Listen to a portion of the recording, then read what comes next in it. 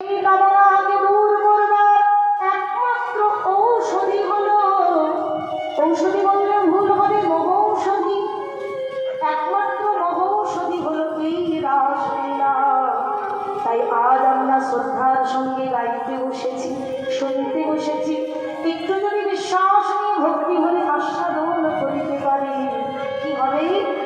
অল্প সময়ের মধ্যে কামনা দূর হবে, আর অন্তরে শুদ্ধ প্রেম ও ভক্তি উদয় হবে। নিতাই গৌর নিতাই।